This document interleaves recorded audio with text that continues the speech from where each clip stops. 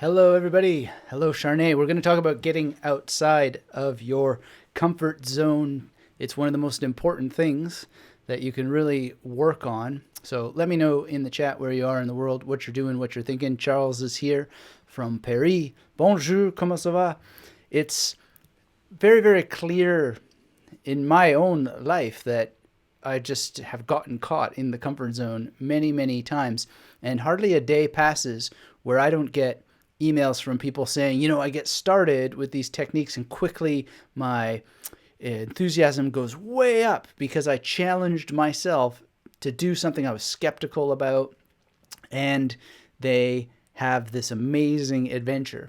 Then there are some people who have other sorts of issues because they need to feel safe and in control, as we see here. Now, the origin, I believe, of this diagram is from Larry Kim, that sort of went viral over the internet. And I think it's a very, very good one because we can see it just visualized before our very eyes how that there's a progress towards growth. And of course, in order to grow, we need to take on challenges, and anything that is going to help us grow will challenge us, and it'll get us out of feeling comfortable. So today we're going to talk about how that we can actually turn this thing about the comfort zone, which has a lot to do with memory, into our ability to grow in the context of memory training, and give you some tips and suggestions around that. Hello, Aman in India. Namaste. Thanks for joining us. And it's something that I think everybody can benefit from, because I think we all get caught in the comfort zone trap from time to time. And certainly I do. And if you just look at this, wow, you can see how it happens again and again and again. So this is something that everybody needs to go through for, many, many times in life, because it can happen again and again and again. All right, Monst is in the house. Good to see you, Monst. Thanks for being here. Thanks for saying hello. If you're joining us, hit the thumbs up. Let me know where you are in the world, what you're doing, what you're thinking. And let's just go through this. Comfort zone, feeling safe and in control. As we'll talk about, there's ways that you can get yourself to get beyond that, because feeling in control is the thing that often holds you back, the need for control, when you need to let go of the outcome. You don't know what's going to happen. You don't know how it's going to happen. And in the case of memory, we often just don't know why the techniques work as well as we might like. And that can leave some people needing to have the outcome that's just not possible to have. So, feeling safe and in control is not possible in memory training. If anything, you've got to be able to surrender yourself to an adventure into the unknown, because you're playing around with your mind. And a lot of people just have such little amounts of focus that these ideas of, going into mental training are very threatening, because they lack self-confidence, as we see here. They're in the fear zone, which leads to finding excuses, and they're affected by others' opinions. And here's the thing to understand about memory training. You're going to open yourself up to others' opinions, because you're going to use your memory, and you're going to use it in a different way. So there's the old comic book thing from Spider-Man about with great power comes great responsibility. And that's what happens with memory techniques. But that's why you want memory techniques, right? You want that power so that you can be a more responsible person. But then there will be endless excuses for a lot of people. And we'll talk about how to get rid of those excuses. And then just worrying about what other people think. That is a need to control outcomes, right? You can never control what other people think. So you've got to let go of that outcome. And that can certainly be tricky, but especially with micro decisions, people make decisions within seconds about, what they think of you and so forth. And every word that you say is being monitored and judged. But if you need to be in control of all that, you're weakening yourself instead of strengthening yourself. And it doesn't mean that you get rid of what other people say, but you need to be resilient and bring it into context at every possible moment. So Monst asks, do you care what people say about you? That's a very good question. And of course, you would be a fool not to care what people say about you. But the question is what other people saying about you holding you back or moving you forward? There was an interesting comment today on the YouTube channel where someone said, it's amazing that you have this video with so many thumbs up. I think it was like 90 thumbs up or whatever, and no thumbs down. And I was like, yeah, the channel is actually pretty good that way. I won't knock on wood because I'm not a superstitious person. But at the end of the day, those things do tell you a certain thing, and I pay attention to certain things. So it's the context in which the caring happens that matters. And there's a lot of people who have way too much time on their hands who pump in irrelevant comments, irrelevant statements, and so forth.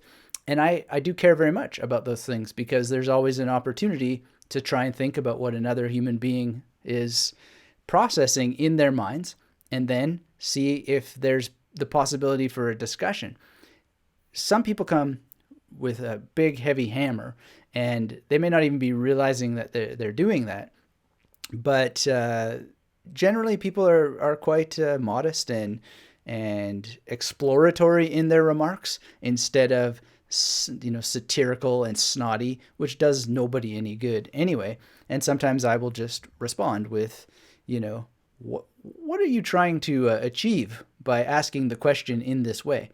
Because how you ask questions matters. But it's not really so much about me caring about what they say about me or think about me. It's more, what's the opportunity here, and where are they in this series of zones here? What comfort are they trying to create for themselves by framing questions in the way that they do? But to be very, very direct, yes, I care, but I don't care when the context doesn't matter. And when the context matters, then it's usually just an opportunity for conversation, and that conversation can be very, very powerful. So thank you for that question. Thumbs up to you for that. Thumbs up. If you're just joining us, let me know where you are in the world, what you're doing, what you're thinking. And maybe everybody can answer Mom's question. Do you care what people say about you?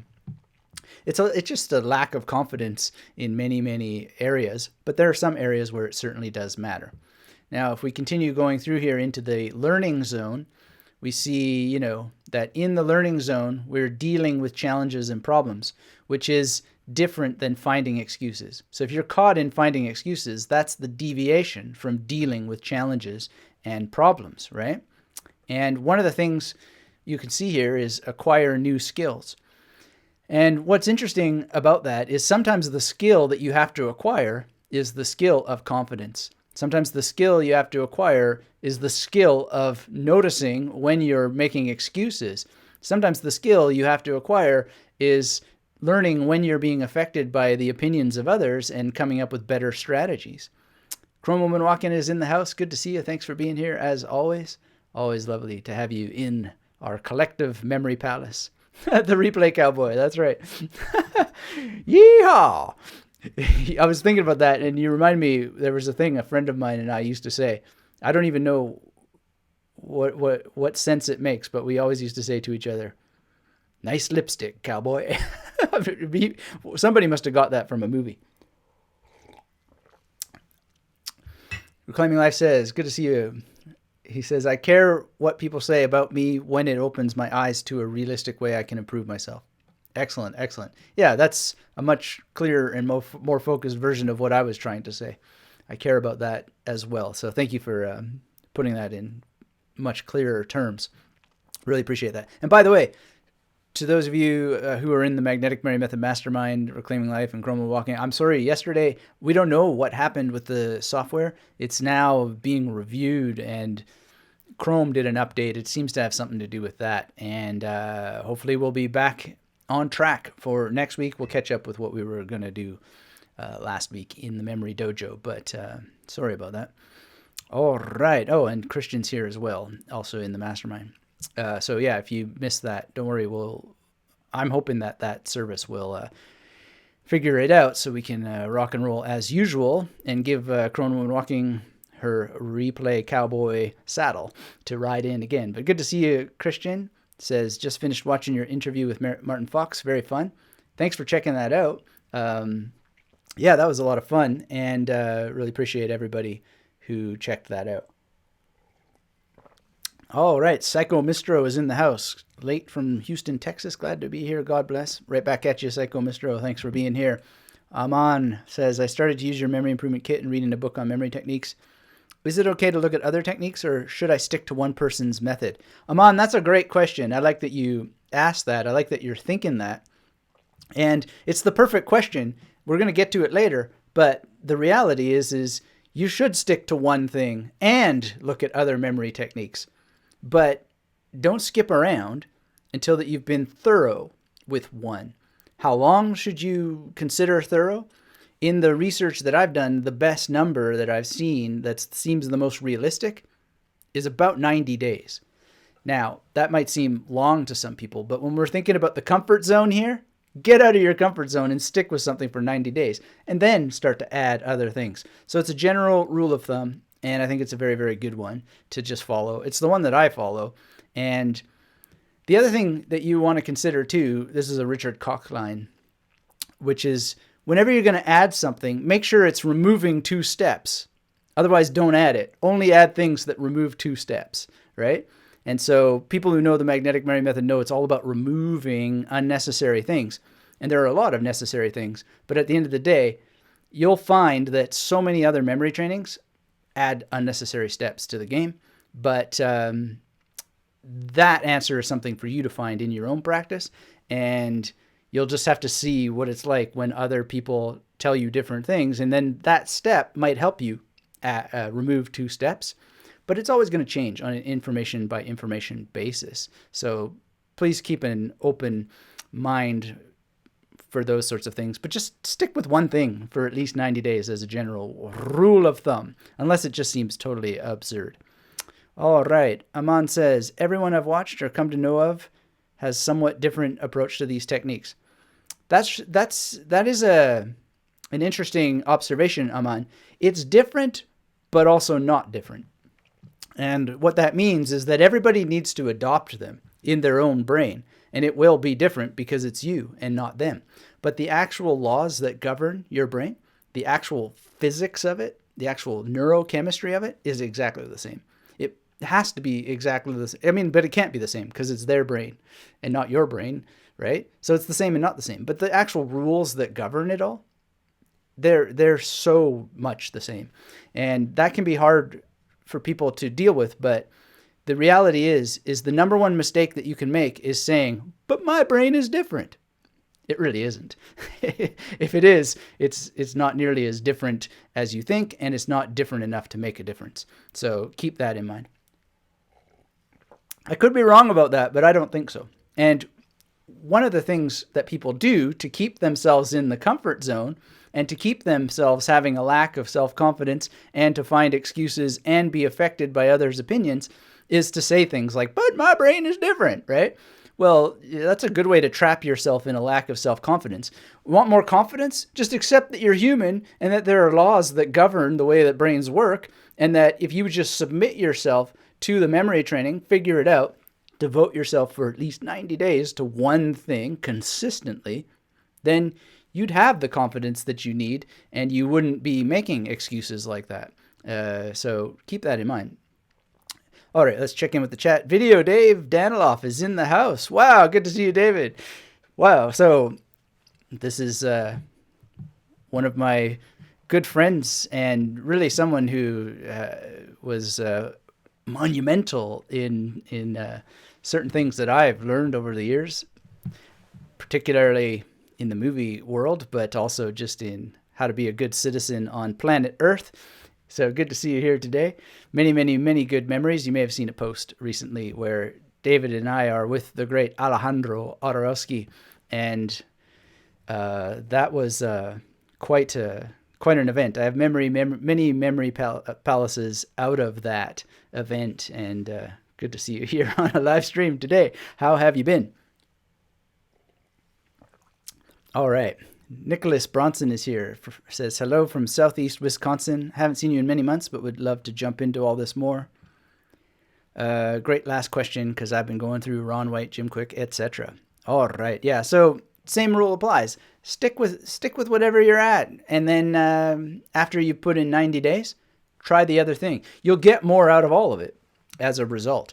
And so one of the biggest problems that people have, and it gets them stuck in the fear zone, is they keep switching. They go to the shiny new object syndrome, as it's called. And they're just locking themselves out of what they're trying to achieve. Ooh, I wonder if this guy has the answer. No, none of them have the answer. You do. You do. It's through your consistent application of one thing for long enough to have sufficiently explored it, right? So there's a bit of a paradox in what we're talking about here, because we're going to try to get you out of your comfort zone so you can establish some sort of comfort inside of a technique so that you actually know what it is, you know how it works, and you actually consistently applied it enough so that when you add a new thing or a new perspective, a new way of looking at something, it actually makes a difference because you've already made the difference to yourself. So many people won't do that. They just skip around, get the new thing, the new thing, the new thing. It's not going to work very well. I mean, it can work once in a while, but I think that you'll find in your own practice that if you would pay any single sort of technique its due, and we'll talk about how to do that in today's live stream, then you'll get way more out of everything in the end. And it also really makes sense to be consistent in your conversation, because another thing that people have is they try to do it on their own when you don't have to. You can have a lot of ongoing conversation with other people, other sources of discussion, but with a plan. And we'll talk about that so that you're able to consistently apply these techniques across the board and get something out of them. All right. So thanks for being here, Nicholas. If you're joining us, hit the thumbs up. Let me know where you are in the world, what you're doing, and what you're thinking. Reclaiming Life says, I was wondering what happened last night. I waited about 5 minutes, then left to read Jackson Crawford's translation of the Poetic Edda, a book I highly recommend. All right, so got to put that on my pile of what to read. I'm still catching up with book recommendations from about this time last year, but I'm going through them, and really fascinating stuff. Reading David Denby's Lit Up now, and that must be from a year ago around this time. So I really appreciate all these book recommendations. And of course, plowing on with reading and rereading Bruno. Very, very important text to be familiar with if you're in the memory world. All right, so Jackson Crawford's Poetic Edda. Thanks for that. Reclaiming Life. Nicholas says, always resonated with you. I wish I would have checked your stuff out when I found you back then. You are just too cool. I love your authentic self. Well, you're too cool also, Nicholas. Thank you for your kind words. Thank you for being here. Harris says, hi. Hello, Harris. Good to see you. Psycho Mistro says, thank you for 90 counsel to help develop confidence. I've been bouncing around myself, and I know a part of that has been a lack of focus. I'm deciding to settle in. Consistent application of one thing. Excellent, excellent. It's the way. I mean, it's the way in all things. How do you become an expert or proficient even in anything without consistent application? You know, it's obvious, but common sense is still not so common, right? But we're here to constantly remind ourselves of common sense. Oliver is here. Awesome to catch another live from Florida. Thank you for being here, Oliver. Hope everything is good over in Florida. Wonderful to have you here. Thanks for saying hello. Nicholas says, one thing at a time, start to finish. So who do you think is the best, or what is the best program to improve memory, reading speed, and comprehension, etc.? It's not a question of the best, Nicholas. Thank you for the question. But it's a question of who's going to get you to actually commit and stick with it.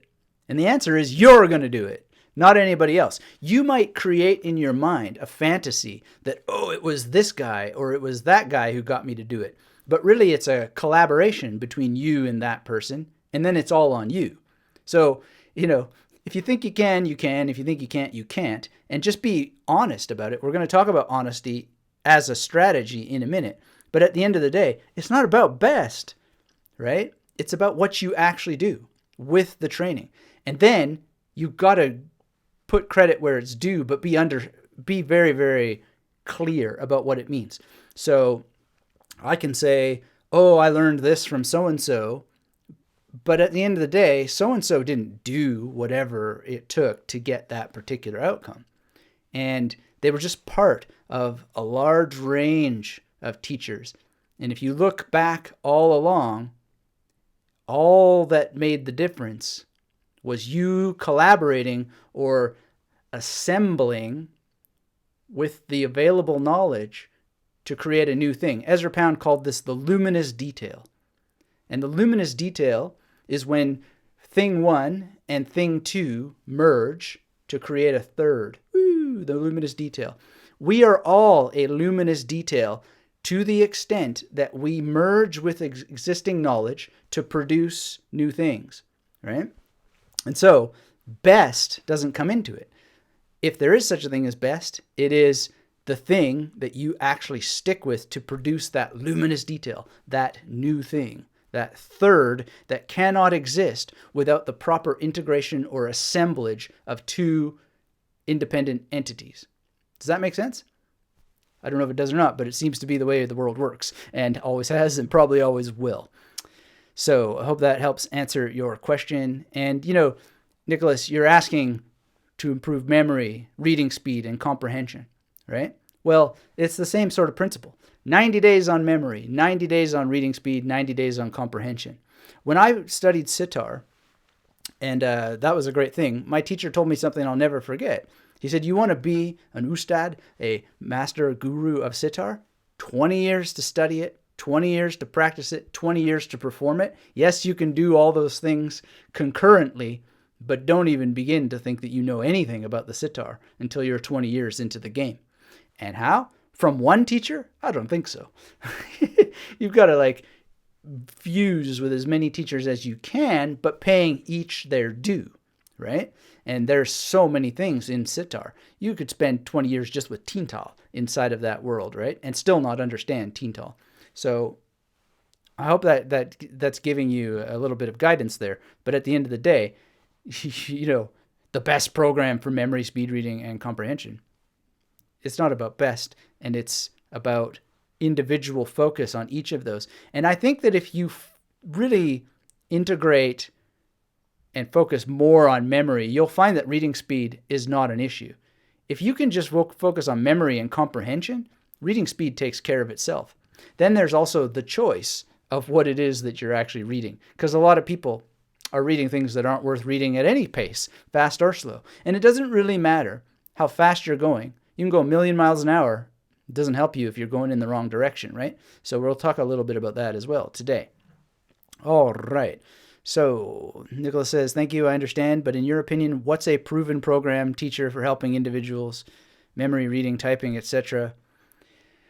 That makes sense, understood, and completely agree 100%. So then, what's a proven program? No one has any proven program except for they have students who have applied successfully. I suggest you go to magneticmarymethod.com/testimonials, see if you resonate with any of those success stories. And don't worry about proven program. You're the one who provides the proof. Let's be adults. Let's wake up to the real game here and understand that it's where teachers and students meet to create that third entity, that new version of you that you created by integrating with the teaching. And stop trying to find best. It's not about the best. And it's not about proof. Look, you can go and look at all the sports teams in the world, and you see coaches that are fat and overweight, and yet they're still capable of producing incredible results in that sport, right? They've never thrown a basketball in their life.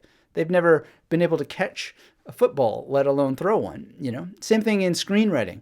There are people who get paid millions of dollars to work as script doctors to fix scripts, who couldn't write a screenplay to save their lives. But they're so good at fixing them that it's worth the cost, right? So, you need to be the best. That's the only answer here. And I hope you hear it deeply and understand that you need to invest in you, and that means that you need to get out of the comfort zone and stick with something so that you can get some growth. Very, very important. John is here, says, I suffered a wave of panic attacks last summer and have dealt with anxiety issues most of my life. Can the method of loci, or mind palace be useful for these issues? Yes, John, thanks for that question.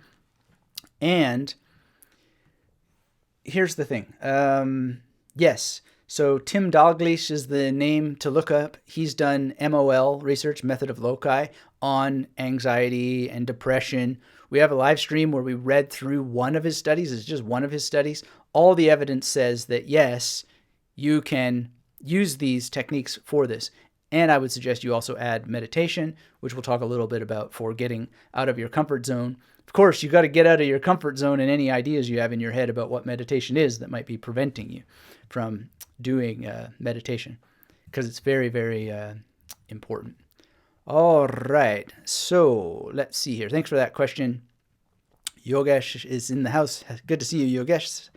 My silly channel. How much of importance do you give to your physical health in order to have a good memory? Thanks for that question, my silly channel.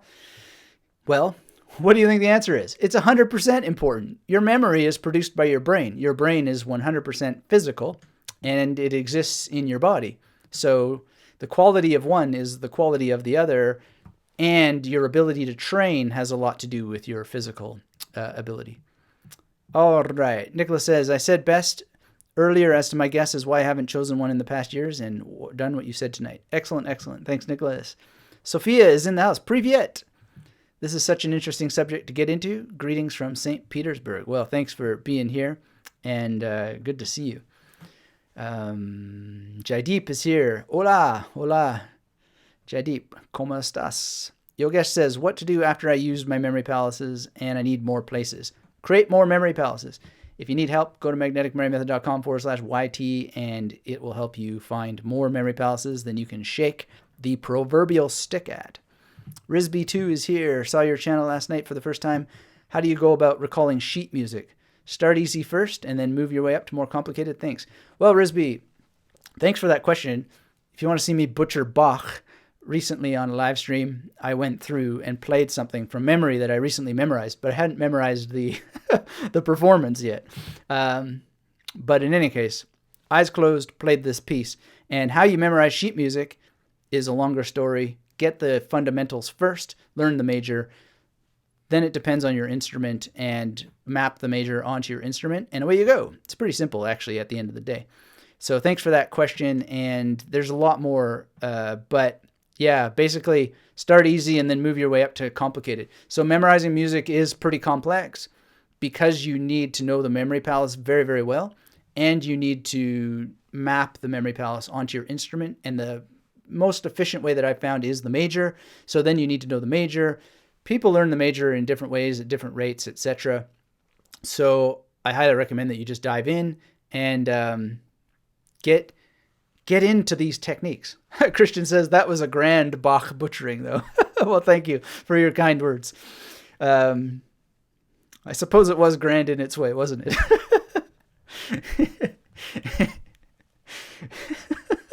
I'm just thinking of this Wyndham Lewis line where he said, I think it was to Aldington. So here's the scene. Apparently, Wyndham Lewis is borrowing a razor from Aldington, and he's there in his home. And I think this is when Aldington was in a relationship with the poet Hilda Doolittle, HD, as she's more popularly known. He's borrowing a razor and shaving with it, and Aldington, questions him about his lifestyle and how he would just come in and steal some guy's razor, and he's just watching skin cutting skin and the blood mingling and etc. And Lewis says, my dear man Aldington, if you have to be an island, you might as well be a volcanic island. Anyway, that comes to mind.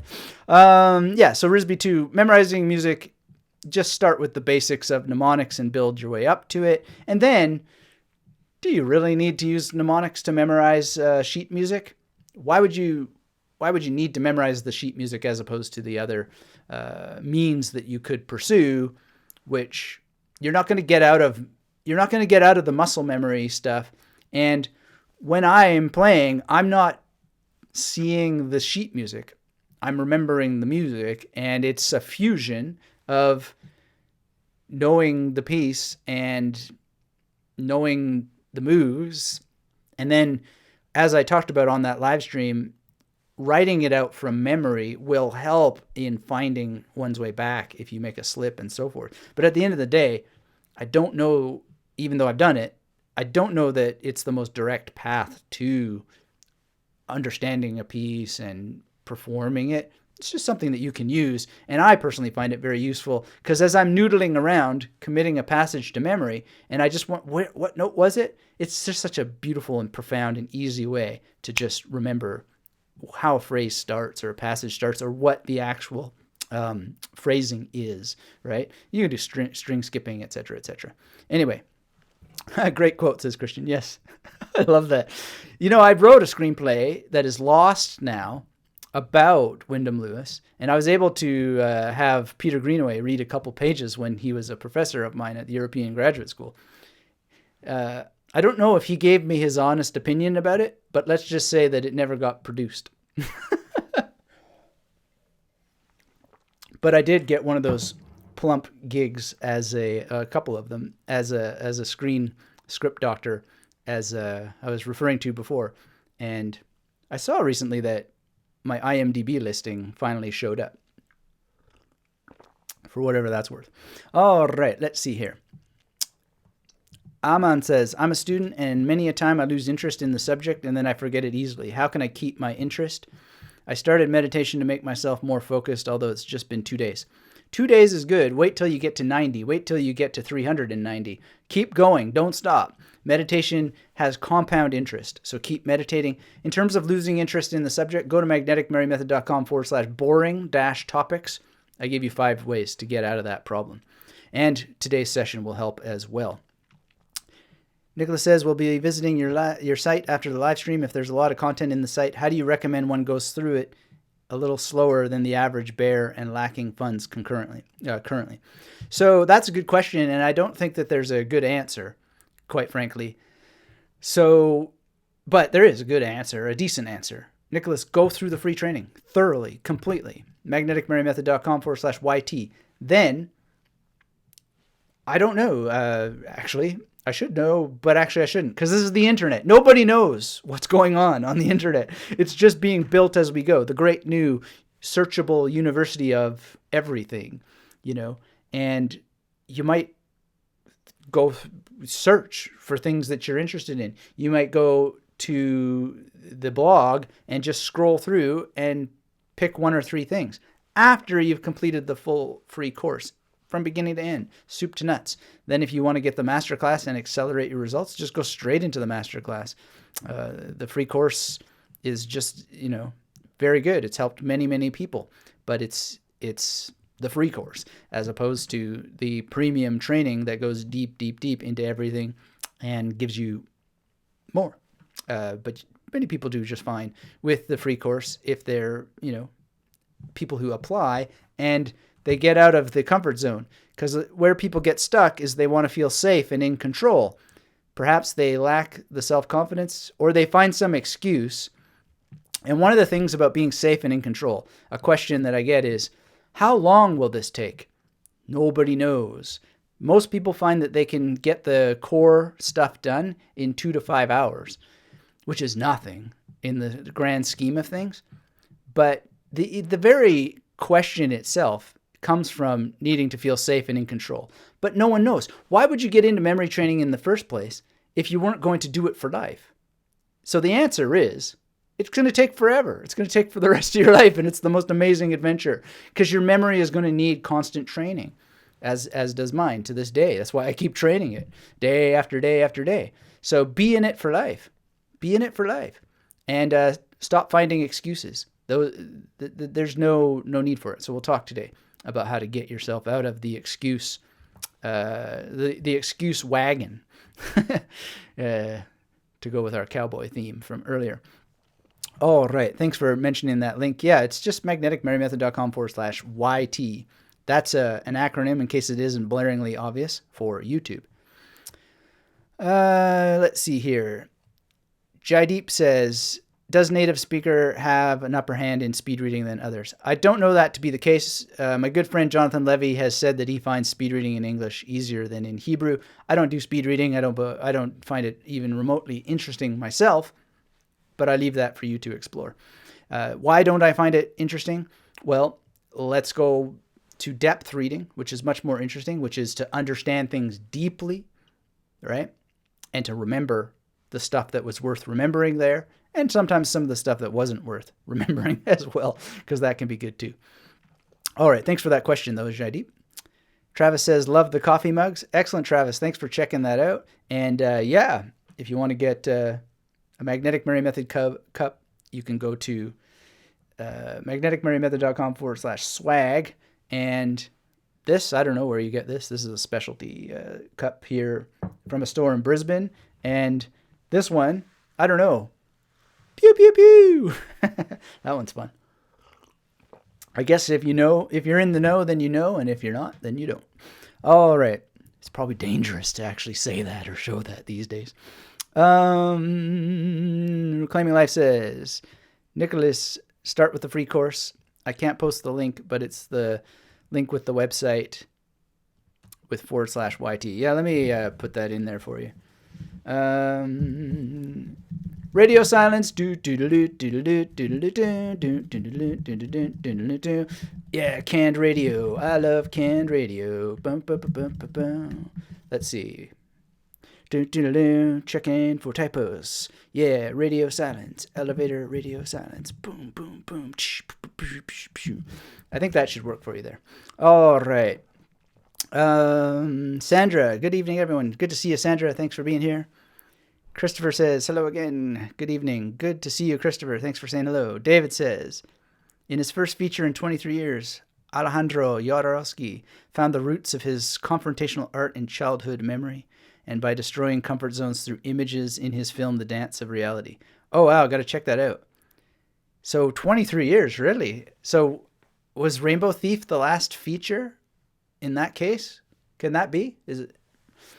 Wow. So The Dance of Reality. Let's check that out. And yeah, for people who don't know Alejandro Jodorowsky, if you're struggling in your imagination, please make sure that you watch Jodorowsky films like Santa Sangre and The Holy Mountain and El Topo.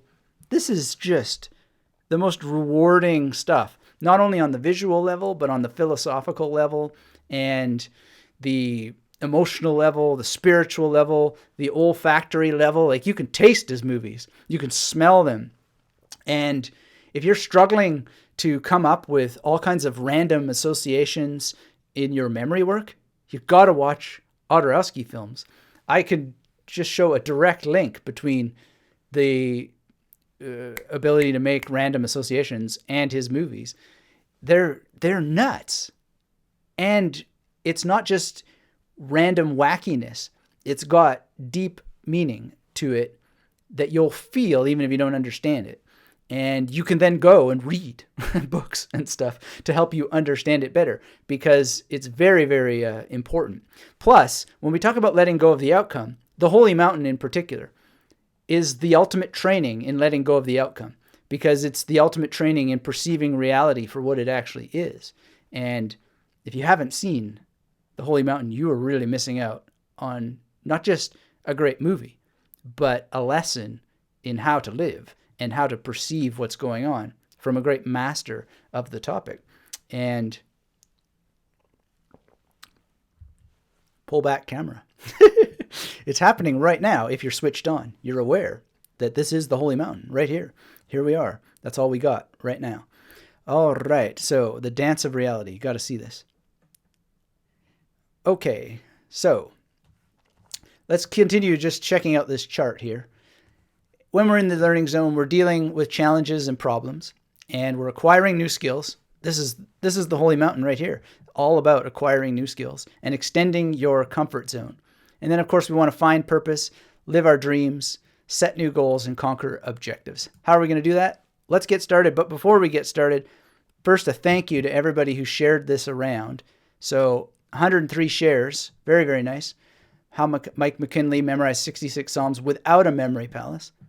This was quite an amazing discussion. So if you haven't heard it, the link is in the description below. Go and listen to it. Give it a share around, because it will help you a great deal. And Mike's story is really interesting. Now, I have reason to believe he's still using spatial memory, which would, in effect, be a memory palace. But check that out, and please share it around, because that's wonderful. And I just, the more people who can get inspired by how to use these techniques by different perspectives, the better. That's what the Magnetic Mary Method podcast exists for. So if you're looking for a starting point, listen to this episode. No matter what your beliefs are, who cares? It's information. 66 Psalms is a lot of it. And we cross-index with my own experience memorizing lots and lots of verses from Sanskrit and so forth. So you'll get a great benefit out of that. And then new on the podcast this week, 3 kinds of neurobics for better memory boosts and brain exercise. Check that out. Only a few little shares, but please share that one around as well so we can get to the 100 mark. And also announcing brand new, the Brain Exercise Bootcamp. You're going to get information about that at magneticmarymethod.com/BEB, which is a handy little acronym for Brain Exercise Bootcamp. Check that out if you're interested. I want to thank everybody who joined us for Study Hacks. Very, very wonderful session. And I'll be thinking about whether we're going to do it again next year or not, but I think it was quite magical this time around and so fast, but it is kept track of by the technology, and it's there in the folder for those who joined us for Study Hacks. So thanks again. Now let's get back into the comfort zone. And the first way that I would suggest that you deal with getting out of your comfort zone is change the definition of comfort. So there's a good interview with Tim Ferriss interviewing Wim Hof. And one of the big takeaways from that interview is that comfort is killing us. It's killing the species, right? And one of the things that we've lost is just the ability to have the mental power to deal with discomfort because we just have warm showers all the time. We've got preferences, filters, all kinds of stuff that's actually not helping the species. So when you think that you're being comfortable, often what you're doing is you're avoiding what some scientists named Yerkes and Dodson call optimal anxiety. So you can look up their research on this, but the definition of comfort is really not serving so many people. And you're destroying yourself because you're avoiding optimal anxiety. We need stress. Stresses can be healthy and helpful in order to make us grow. And more, the conveniences of modern life are actually weakening the species instead of strengthening it. We know this. Why would it be that in some of the most healthiest nations, we have the fattest, most overweight people in the world? And they're comfortable. They're so comfortable that they won't do anything to solve their own problems. Now, there's an issue here that's very clear to me from the memory world, and that is that they're caught in the chains of their own procedural memory. It's not really their fault, because willpower isn't necessarily the way to get out of this issue, right? But yet we still need acts of will. We need to somehow want to make a change. And it can be very, very hard to make a change because of how procedural memory traps you in patterns, and it's all neurochemistry. Now, I don't have all the answers in the world about how to get out of it, but as Christian says, we're bored and privileged and need to be chased by tigers again. And that might be the case. And so I'm going to talk about one way that you can get yourself chased by tigers again. But what I want you to know is that if you're trapped in a banal, boring, and destructive cycle, it's not necessarily your fault. Now, it's your responsibility, but it's not necessarily your fault, okay? So don't punish yourself. Don't spend a second with the whips and chains going, I'm not worthy, like it's Wayne's World, and you've just met Alice Cooper. The chips are stacked against us in so many cases because of a world that we were born into. But we're still responsible for how we deal with that, even if it's not our fault, this present moment, and even if you never heard of some of this stuff before. But you need stress in your life. You need, as Christian says, to be chased by tigers. And the reality is that all the comfort in the world doesn't change the fact that you are being chased by tigers right now, even if there's a buffer hiding it from you. But there's all kinds of threats in the environment, and your mind is aware of them at some level, theoretically. One guy I would suggest that you read, I was very blessed to be able to have actual psychotherapy with the dude, is Robert Langs. And so read Decoding Your Dreams, read Life and Death in Psychotherapy. Very, very powerful stuff for helping you understand insofar as he's right, but I think he's a good enough scientist to have tested all of this stuff. The thought there is that the unconscious mind is really a virus catcher, a filter that removes from your conscious awareness the things that are threatening you. And there's 3 kinds of threats that he talks about. The threat of predator anxiety, prey anxiety, and existential anxiety. What does that mean? Well, predator anxiety is the fear that we have that we are preying on other people. Every day that you go to the grocery store, you are preying on other people. Every day that you buy something from, some store, you're definitely preying on other people, the kids in the sweatshop, etc. Arguably, your mind knows that, right? And it's what creates guilt. It creates all kinds of junk, right? And so that's predator anxiety. Prey anxiety is when you know you're being preyed upon. So, that feeling like, oh, my boss is exploiting me, etc. Or it can be something else in your own family. Your children are exploiting you, or your wife is exploiting you, or your husband, etc., etc. This is, yes, easy fist. This is really live, at least now, unless you're watching the replay. How do you know? I don't know. I guess you know because I'm answering you right now. Yes, it's live. Anyway, so that's predator anxiety. Now, there's all kinds of things that can go on there. And then there's existential anxiety, the fear that the plane is going to fall from the sky, the fear that a storm is going to come. Guess what? Planes, as long as they go up, some of them are always going to fall from the sky. Guess what? As long as there's weather, there's always going to be storms. As long as there are tectonic plates, there's always going to be earthquakes, etc. Our brains map the environment. We know this. Some people handle it better than others. Your procedural memory from birth is already developing strategies for dealing with those 3 kinds of anxiety. Are those the only kinds of anxiety in the world?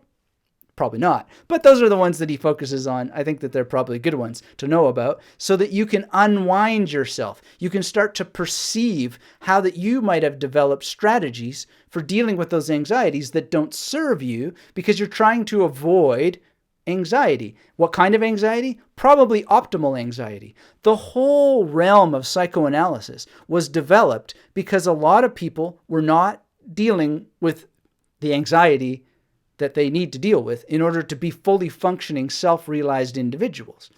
And has psychoanalysis been successful? Yes, to a certain extent. There's a lot of people who poo-poo it, and that's their right. But they probably haven't studied enough what it is that they're poo-pooing.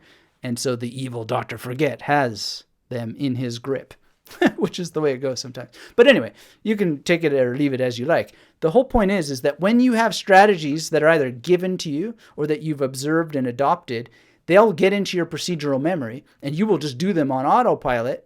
And it's not necessarily your fault, but it is your responsibility, if you want change, to start to identify them and to start to take action that will unhinge you, chip away at the procedures that are holding you in those repetitive patterns. So, what are some of those things that you could do? One, and we'll go through a couple of them, and I don't have all the answers, but these certainly have helped me, and they seem to be universally accepted for thousands of years, some of these, if not all of them, that we'll talk about today. So calm the body. Calm the body.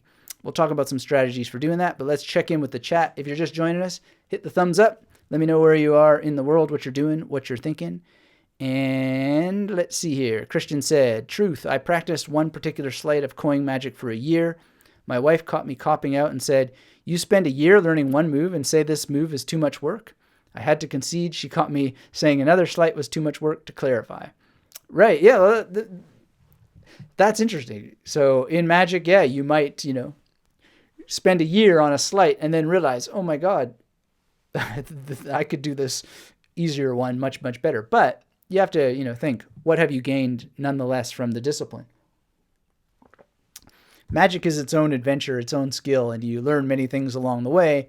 And I don't know, I've always been more the kind of magician who focuses on a small number of tricks and really polishes them over time to get them as well as possible, as opposed to adding new tricks.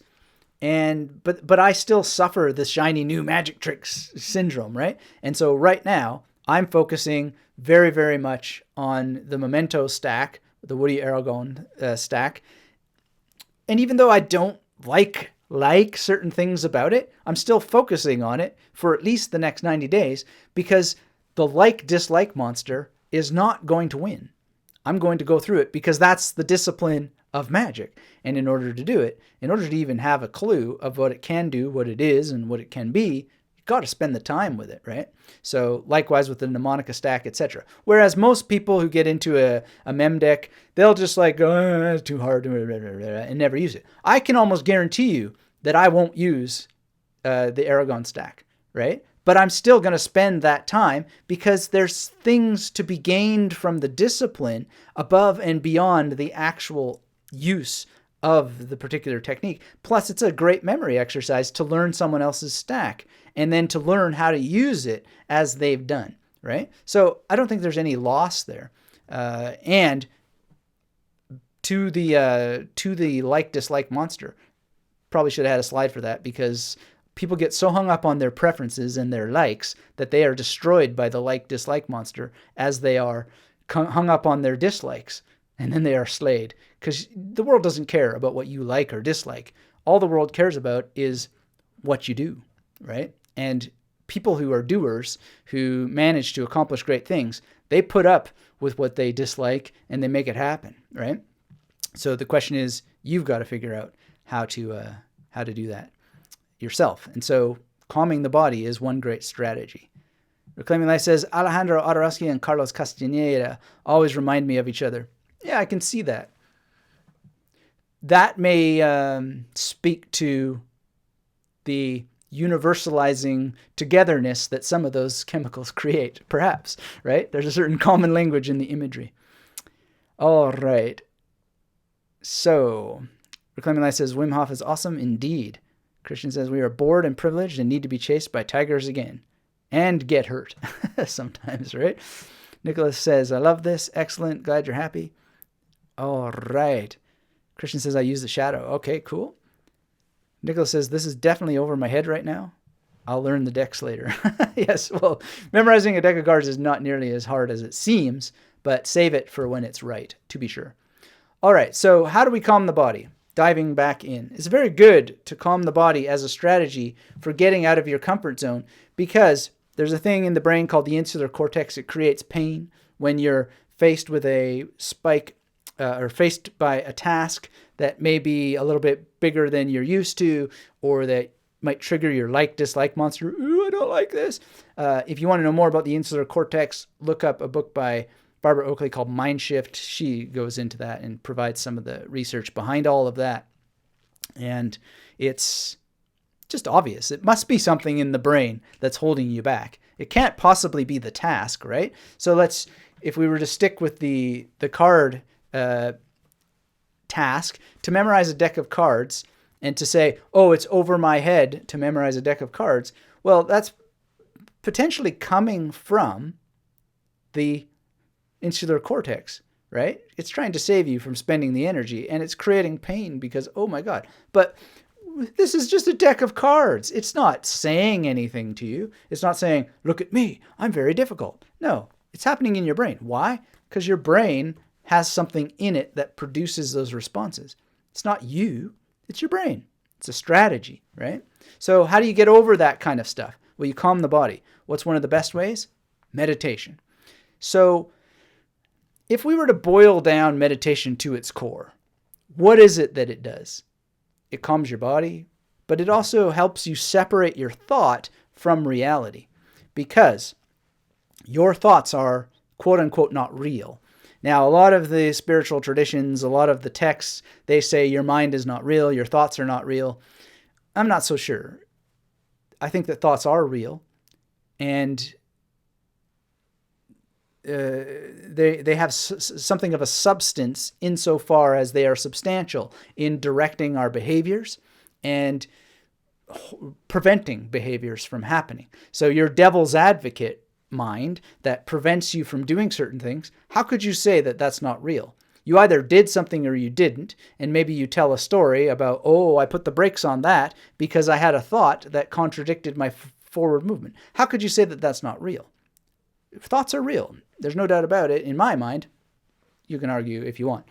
But that doesn't mean that your thoughts are realistic or coherent or congruent with reality. And in most cases, your thoughts are not congruent or coherent with reality. And how could they be, right? Because we don't even know what reality is, right? And to think that this 3-pound little brain somehow has something to say about what the world is and etc. This is not happening, right? This is not happening. Our thoughts are a strategy for coping with the world, and our brain actually filters out most of the information that's out there. It must, otherwise we'd all be autistic, right? Remember that autism is some sort of issue with the brain that has a problem filtering out incoming information, incoming stimuli. And it's very, very easy to understand that this thing is not dealing with all the possible information out there. It is a filter that has developed coping strategies that enable it to survive in the world. And those thoughts are part of the process, but they're not reality. And so meditation helps you separate the blah, blah, blah, blah, blah, blah, blah from what's really happening. Because most of the time, if you become a student of your mind, you will realize that this story blah, blah, blah, blah, blah, has nothing to do with the world. And it's really quite frustrating when you realize that. And sometimes I'm sitting there in my meditation and I'll realize that my mind is going. And I'll just think, what the heck is this all about? It has no bearing on anything that's going on right now whatsoever. It's fascinating that it does that, but it does that. So meditation can help you get out of your comfort zone, because when you start to hear this story, this narrative, this endless variety of explanations about this, that, and the other thing, you can separate yourself from it and then just get down to work, right? So it's like, feel the fear and do it anyway. Or hear the story, hear the ongoing narrative, and do it anyway. Instead of getting wrapped up in it, instead of allowing it to control your behavior, to be the conductor of how you interact with the world. Meditation is, I think, one of the very, very direct paths to making that happen. And it's very, very powerful. So we've talked a lot about meditation on this channel. We'll talk about it again. And there's lots of things that you can do to meditate better. I'm not necessarily the greatest meditation teacher under the sun, but if you're interested in looking more at what meditation can and should be, read Happiness Beyond Thought by Gary Weber. Very good. And don't stop there. He's got a very massive works cited list for further reading, and you should probably make it a goal to read about 5 of those books listed in that works cited. And yes, keep reading. Some people have said, consuming more content is not the answer. On the contrary, it's the only answer. It's the only answer, because that's what we're going to do for the rest of our lives, is consume more content. The question is, are you going to be able to deal with it? Are you going to be able to remember more of what is in that content, and then be able to separate your thoughts about it from the reality and build up a greater cognitive reserve that serves you for dealing with those anxieties that we talked about earlier? Very, very important. Nicholas says, you are such a great lecturer, and I remember taking amazing notes from you last time. I don't have any notebook right here this time, so I will just replay this and capture all the golden nuggets. Thank you for the kind words. I'm glad that this is serving. This is indeed here to serve. So I hope that if you are joining us now, you've hit that thumbs up. Let the computers know that humans care about this information. And Psychomistro says, wow, phenomenal way of describing autism, struggling to filter the brain. Never thought of that. I'm a parent of 4, 2 with autism. Thanks for that, Psychomistro. And sorry that you have to deal with that, but I think that there's lots and lots of solutions out there, and I hope that you're able to make great headway there and keep us posted on how that's going. And ultimately, what's the best way to serve? To be the best version of yourself, I think. And so keep working on yourself.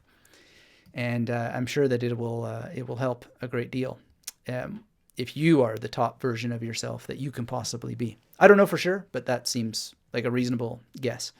All right. So knowing that meditation can help us separate our thoughts from reality, What's another reason why we get lots of nonsense thoughts? Well, we're tired. We don't have enough sleep. And then that turns on the thought engine and the story engine. And it's just like blah, blah, blah, blah, blah. And we're lost in fantasy a lot more because potentially we're trying to make up for lost sleep. So many people are sleep deprived. I don't have all the answers for how to fix your sleep, but I do have some. And I have perhaps the ultimate sleep remedy, which is covered in a book that I wrote called The Ultimate Sleep Remedy. And so inquire if you're interested in getting that. But at the end of the day, sleep is just something that you can create some goals around to work on. And it's the same old rule. Focus on it and focus on it consistently so that you can improve. And I think you'll find that you'll be much calmer if you take care of more sleep, and you'll have more mental calm, and you'll have less of the story and the nonsense that keeps you locked out of where you want to go. And then, of course, diet. So there's a lot of foods that cause people to have way more thoughts, way more chatter in their mind. And there's also food that reduces their ability to think on their feet, to think quickly, and be able to really focus on their tasks at hand with any kind of dexterity or speed or nimbleness. So you got to work on those things. Very, very important. And you can think about working on your diet with the help of a professional, which is, recommended, or just do research and do experiments on yourself. And there's many ways to go there. And it'll help calm your body, which will help you not be so precious about getting outside of your comfort zone because you'll have less mental noise to deal with. Next, we'll talk about mindset, but let's check in with our chat here. Nicholas says, terrific tips. And Psycho Mistral says, definitely working on myself as much as I can. Awesome. Keep doing that. It's a lifelong adventure. As long as you have a self, you got to keep on showing up to work on yourself, right? It's not going to end. So just keep on showing up. Brenner says, what's your fastest time for one deck of cards? Sorry, I know off topic. It's been a long time since I tested, but the last time that I did was 2 minutes 30 seconds. And I did that with a lot of noise in the background. So that was quite good, I thought. But I never tried to beat that record because I'm generally uninterested in beating any records whatsoever. But if you haven't heard, James Gerwing, who is a Magnetic Memory Method Masterclass student, is the Canadian memory champion. He's broken records, and he clearly cares about breaking them because he's been working at it for a number of years, and now he has the championship. So you can look back to 2016 on the Magnetic Memory Method podcast was when we first announced one of his records that he broke, and really, really wonderful. So if you set those kind of goals, you can do it. And I'm more working on the goal of how much Sanskrit can I memorize. And that is very, very rewarding. And why am I working on that? Because I need to work on things like meditation and my mindset so that I'm clear and focused and very, very in the world and knowing more about what the heck it is that I'm talking about because I've actually memorized the stuff and sorted it through knowledge that is built on the established connections that are made when you're not just thinking about what you think you remembered, but what you actually remembered, and you know that it actually is what's on the page because you've memorized it. I think that that's a great level of knowledge to have, and I wish more people would devote themselves to that task because they're often making errors about their sources because they haven't actually memorized it, and they're just going with what they think they remembered, which is usually what they want to remember instead of what they should be remembering, which is not particularly good for the health of the species or the intellectual value that we could share with each other. And they're caught in that sort of trap that we see in that movie Lost Highway, where one of the protagonists says, I like to remember things the way I remember them, not necessarily the way they happened. That's good for a movie, but not necessarily good for reality, right? So that's thanks for that question. Reclaiming Life says, along with diet, fasting. Indeed, fasting is great. I love fasting. Sandra says, being in ketosis helps my mindset. Excellent. That's wonderful. Thanks, Sandra, for sharing that. And yeah, anything that you can do with your diet will help. your brain, just be very, very clear that what you're doing will help your brain. Now, in terms of mindset, I think one of the number one strategies is not so much what kind of stuff you have in your mind, but the extent to which you're honest about what's in your mind. And there's a concept called radical honesty, which is just being truly, thoroughly honest about the status of things. And that's definitely getting out of your comfort zone, because a lot of people can't do this. They can't be honest about things. If you ever want a really a stellar example of people dealing with the inability to be radically honest, check out the atheist experience. This is just endless displays of people not being able to be honest or humble about the status of what they know about things. And they will come up with all kinds of strange formulations and bizarre stretching in order to have the certainty and the comfort that they know things that they can't possibly know and that can't possibly be known. But sometimes you also see demonstrations of people actually changing in real time and giving up and being radically honest about the status of things, because there is a status of things that you can be radically honest about. So the number one mindset that I would suggest anybody adopt is radical honesty about the way things are right now, and just be truthful about it.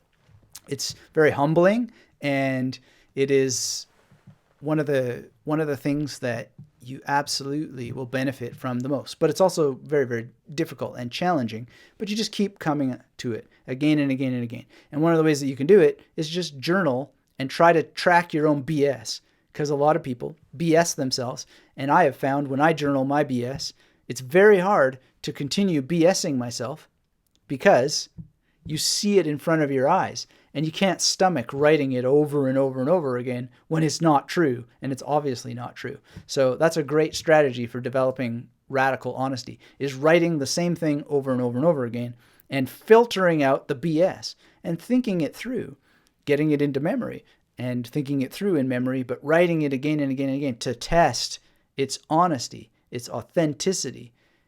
It do amazing things for you. It certainly did for me.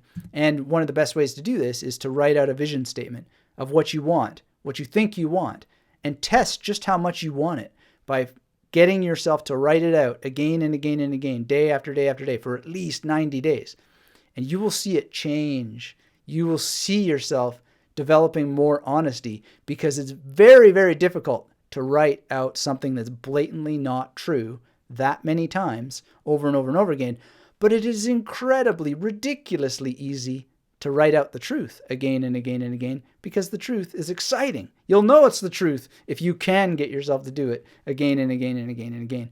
And then what you need to do is plan, and plan on paper ideally, because once you know what it is that you want, you're going to want to construct a plan about how to get it.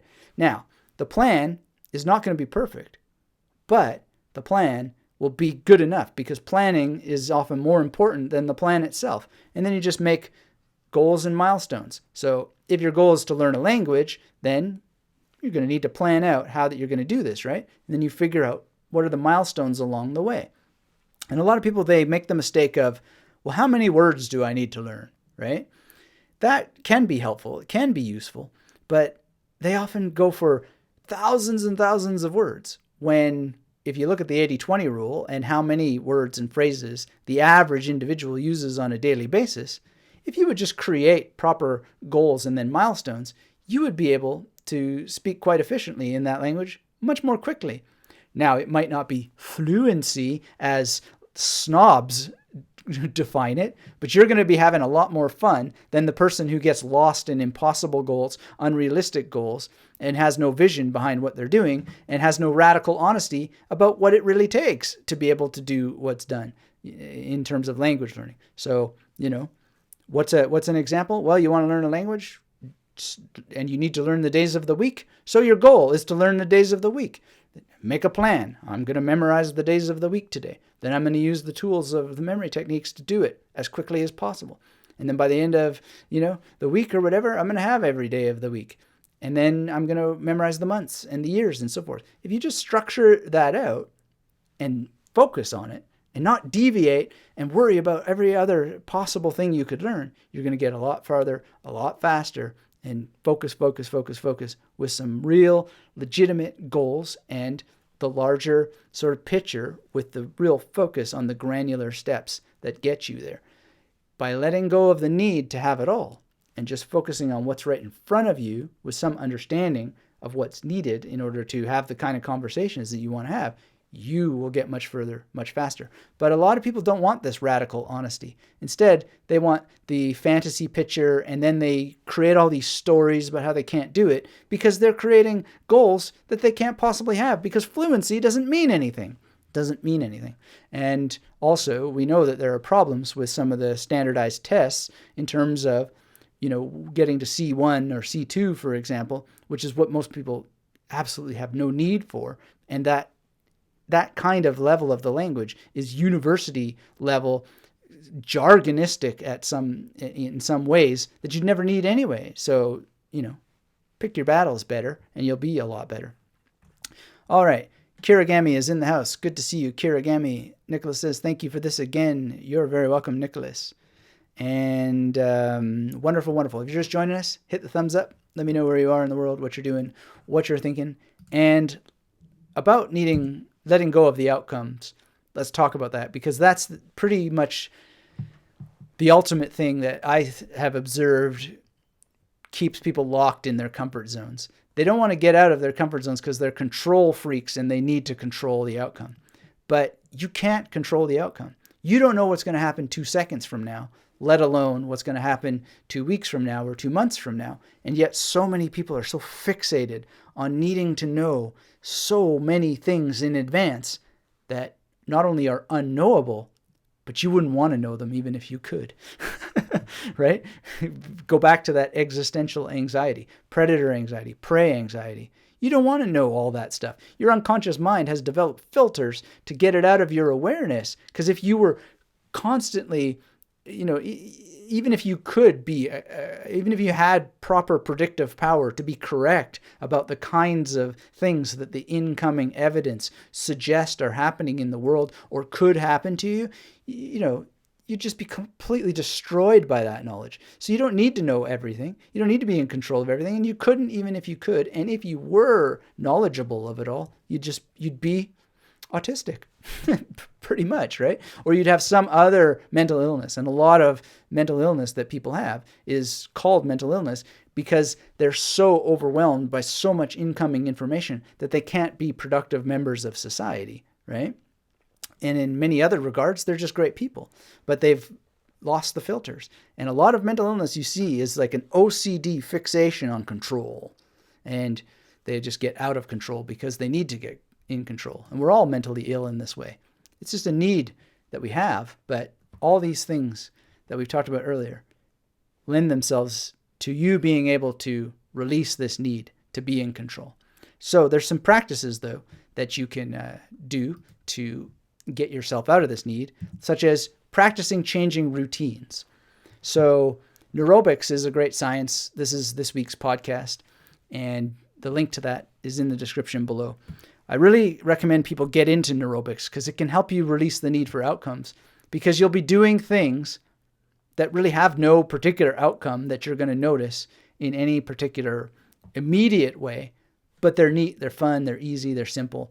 And they can be as simple as brushing your teeth with the non-dominant hand to changing your routes around that you normally go. And that can help break you out of that procedural memory and the chains of procedural memory that have you imprisoned. So get into neurobics. There's a lot more information on neurobics at magneticmemoryMethod.com/neurobics. And that link is in the description below. Check it out, share it around, and enjoy. Good night, Christian. Thanks for being with us. Wonderful. Hope you deal with those tigers in your sleep and keep up with the good brain games. Thanks for being here, and talk to you soon. All right. So very, very important to practice changing your routines.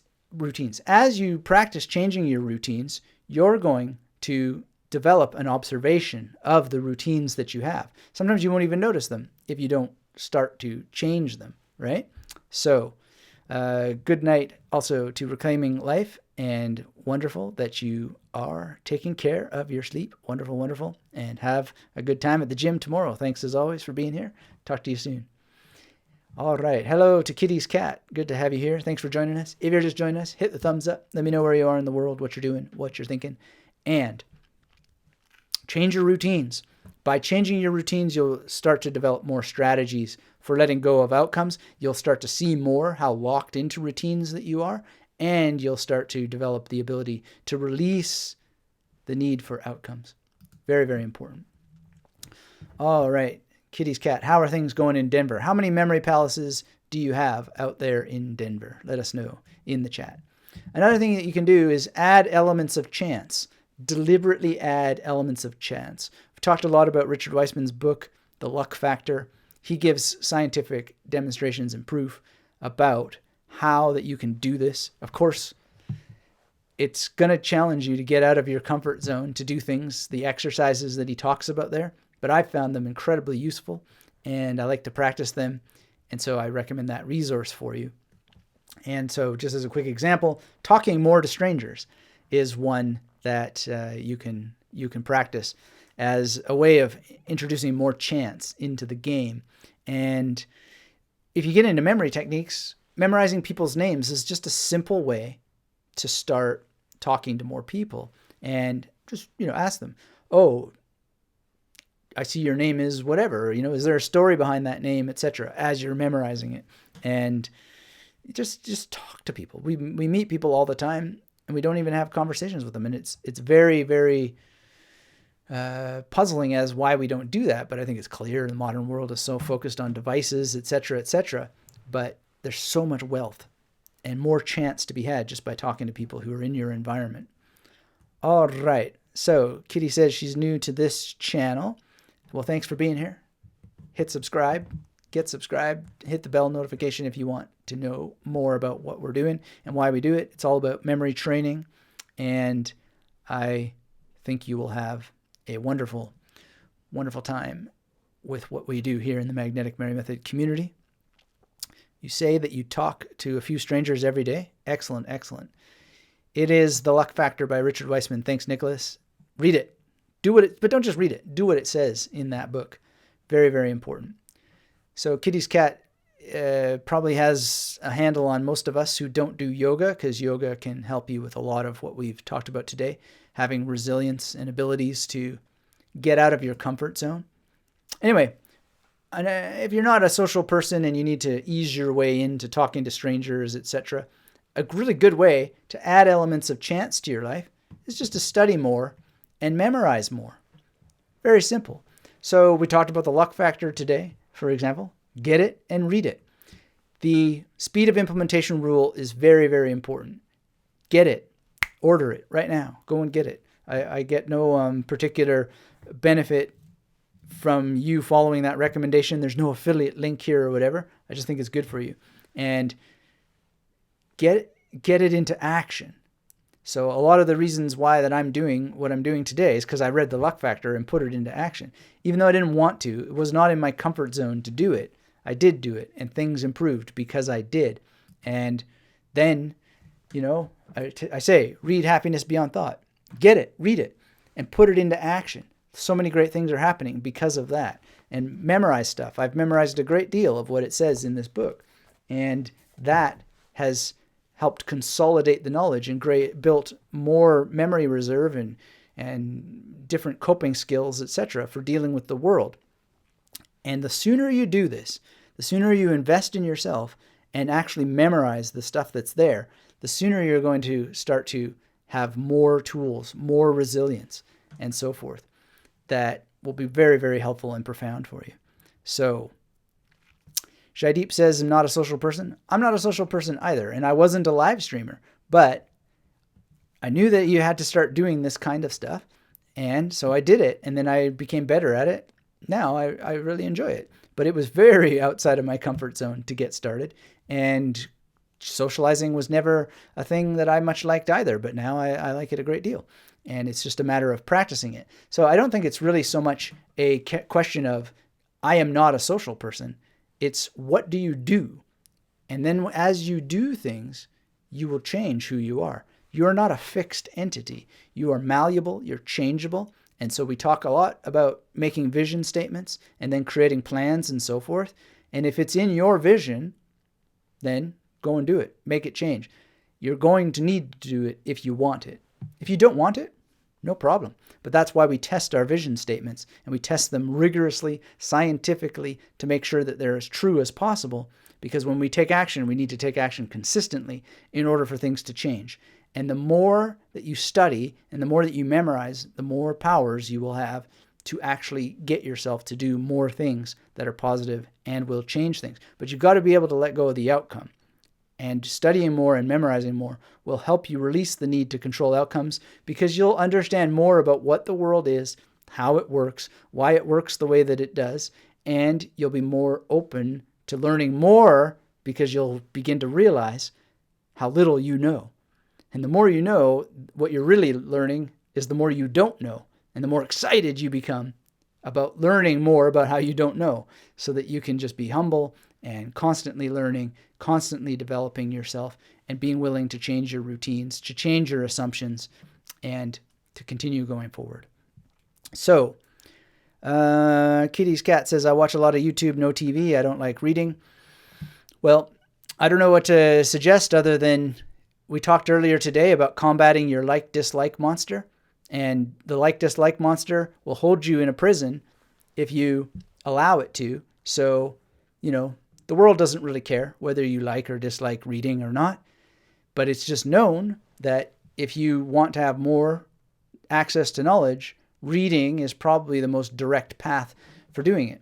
There's nothing wrong with watching YouTube. Nothing wrong with that whatsoever. However, the value, the quality of what you watch on YouTube will be extended if it falls into a field of greater knowledge. And to this day, I would hazard any guess and any bet really that you're going to get the furthest, the fastest by reading as opposed to watching YouTube videos.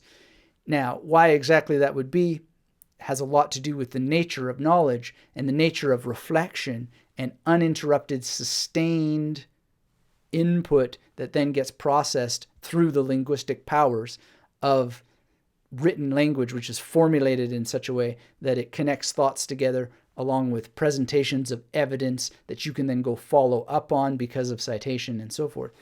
That said, if you were going to stick with YouTube only, then I would recommend that you set a rule for the next 90 days, which is that you're not going to consume anything that is less than an hour in length, including the short videos that I put out, as counterintuitive as it might be. Because a lot of people are training their brains through procedural memory to prefer, quote unquote, prefer short content. And they're never submitting themselves to information long enough to allow their brains to process and make connections at a deeper level. And it's very destructive right now. I think that there, in some fields, some regions of knowledge, that has changed a lot and the preference has switched to long form content. But a lot of people say, oh, if only your videos were shorter and shorter. That's not going to help you. The reality is you need to expose yourself to longer discussions. You need to actually think out loud with the material. You need to process it. You need to have the big picture, bird's eye view of things. And you get that through exposure to depth, exposure to lots of thinking in a unbroken length of time. So keep that in mind if you're going to stick with videos only. But at the end of the day, I can't see a way around reading extensively to extend your field of knowledge so that when you do watch video content, it has a bigger field to fall into and more room for the roots to grow and the branches to extend and to interweave with each other. Very, very important. And I don't think we're getting around that anytime soon. All right, so let's check in with the chat and then we'll carry on to the memory training component of getting out of your comfort zone. So, Kitty's cat says, very true. I like how you're talking. Awesome, Kitty's cat. Thanks for being here. Thumbs up. And look forward to seeing you on future live streams and videos. Justin says, thoughts on dyslexia, not diagnosed with, but maybe. I have a good memory. Otherwise, I pay attention to detail. Thanks. I do not have thoughts at the moment on dyslexia, although I have podcasted about it in response to a question before, you can search magneticmarymethod.com for that material.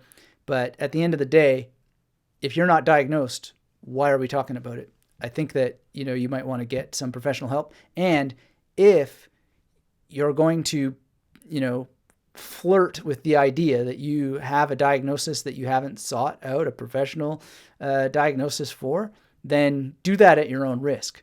I don't want to put you on the spot here, Justin, but that sounds like a bad strategy. Even if you do wind up having dyslexia, that's not an excuse at the end of the day. All kinds of people with dyslexia find ways to be able to proceed, to move forward. All right, so I hope that helps you out. Nicholas says, reading is challenging for me, but I do it more importantly, and like Anthony said, implement it. Yeah, well, reading is supposed to be challenging. What's the big deal about challenging reading? The harder, the better. Why would you read easy books? Easy books are boring. Let's take on some challenge here, right? Let's get out of our comfort zone. That's the whole point. I don't read books that are easy and just fit my model of the world. I seek out books that are challenging, and you should too. And what do you do when you get stuck? You get stumped? You keep reading. And then you go and you look up commentary on the books and try to piece it together. It's just a big puzzle of words and ideas and concepts. Welcome the challenge. Why should reading be anything but challenging? My goodness, we need to be challenged. Please be challenged.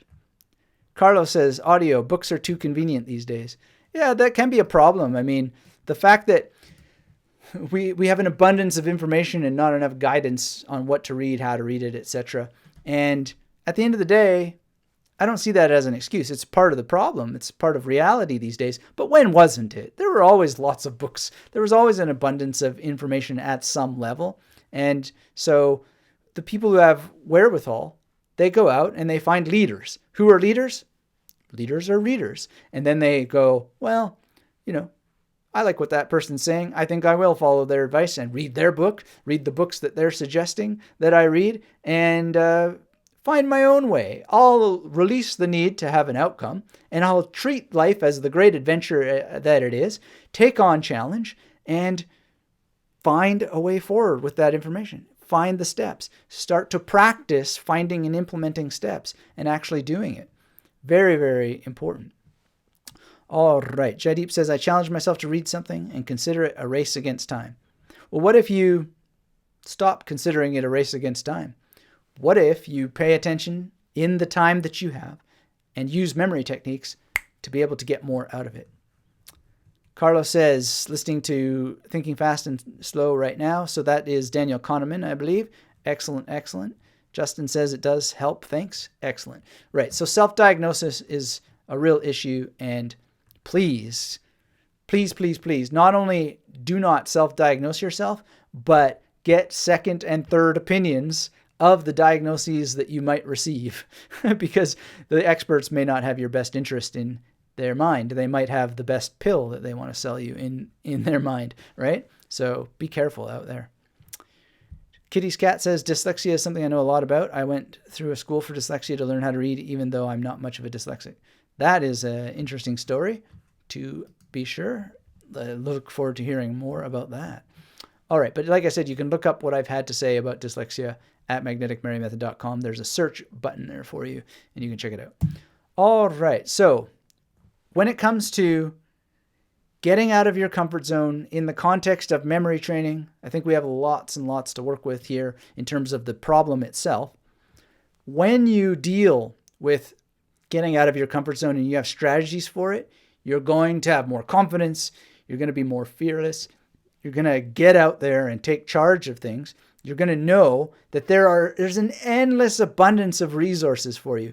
Nobody, really practically almost nobody, is suffering from a dearth of resources.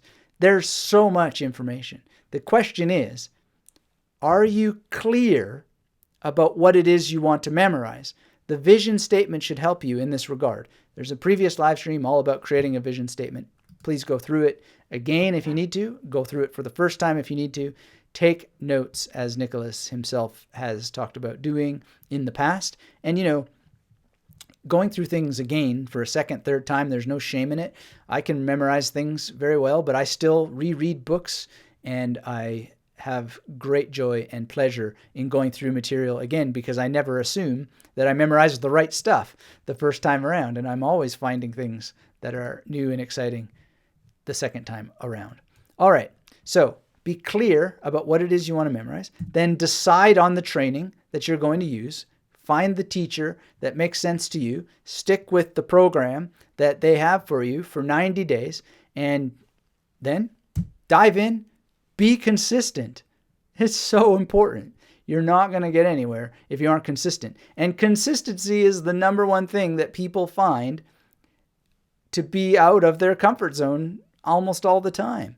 Why? Because they won't control their time. They won't do the things that are needed to set a plan and stick with it. And one of the reasons why is because they aren't in control of their story. They're not in control of their minds. And yet there's an abundance of tools that will help you get in control of your mind, or have more control over it, with the irony being you've got to let go of your need to be in control of that mind. Let go of the outcome. Be consistent. Analyze what's happening as it's happening, and just enjoy the ride. Enjoy. It's very, very important. Pat says, good to see you, Pat. Thanks for being here. Says, as they say, read once for information, read again for transformation. I haven't heard they say that, but that is a good one. Love that. Yes, read once for information, read again for transformation. Beautiful, beautiful, beautiful. I like that. Nicholas says, preach on, brother. This is absolutely wonderful. You got it, my friend. Thanks for being here and all your chats today, your contributions to the discussion. Kirigami says, you're going to see this live stream later. Have an amazing day. Wonderful. Well, you too, Kirigami. Enjoy your day, and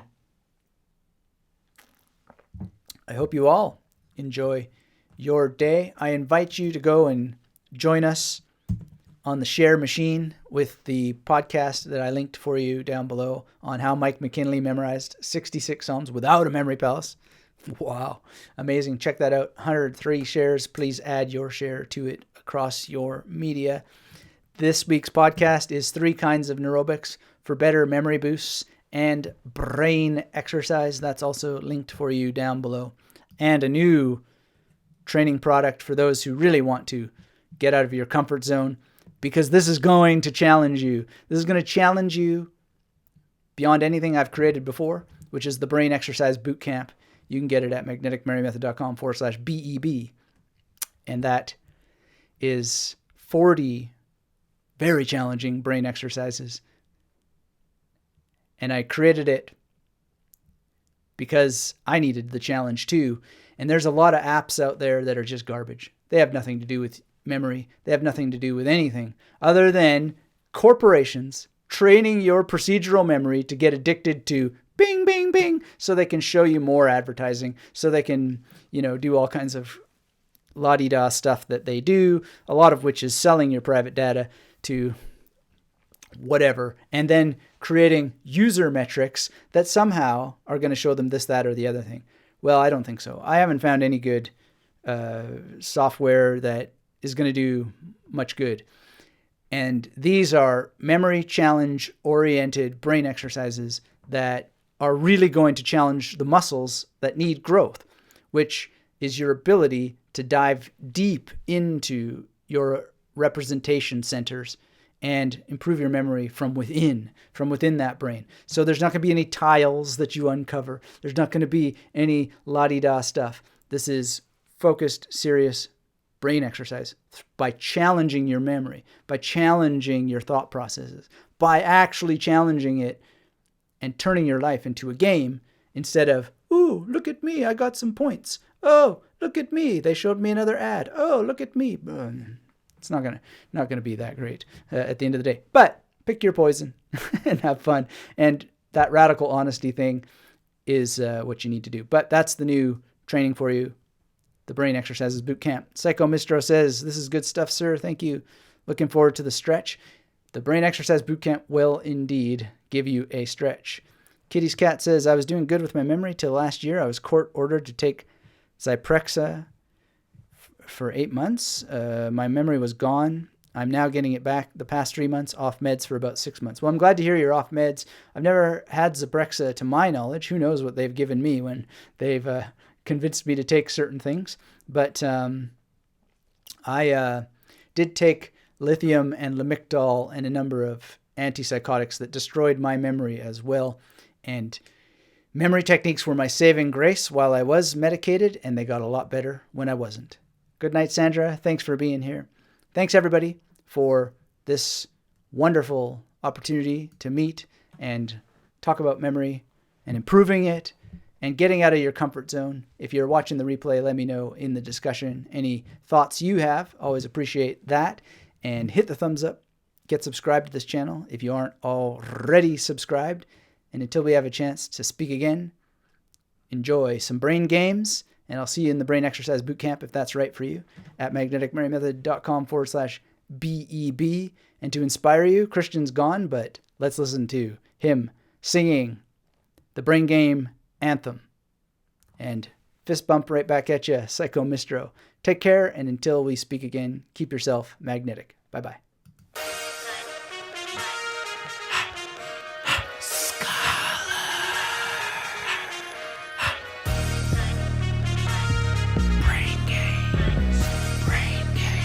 Let the games begin! I define, establish, exercise, and practice. Externalize spatial maps as I attack the path of mature learner. Bottle burner, max memory reserve, and earnest. I'm a furnace, an anomaly, sibling of Simonides known to reduce cognitive load. And oh, how I rotate, juggling space, making a case for brain games so digital amnesia leaves ya. Digital dementia is censured. Did y'all tag Herenium on your mind wall? Review, recall, we will evolve. Brain games, synapses flashing, mind palace crashing with brain games. Info encoded, mental high roller. Brain games, synapses flashing, mind palace crashing with the brain games. Info encoded, mental high roller. This is not a game you can afford to lose. Why?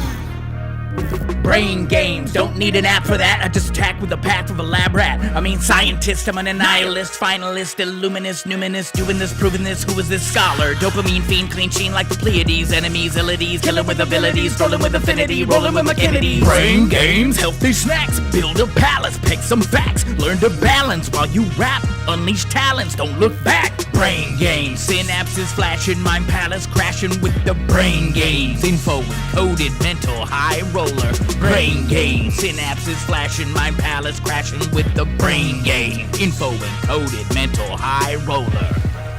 Scholar. magneticmarymethod.com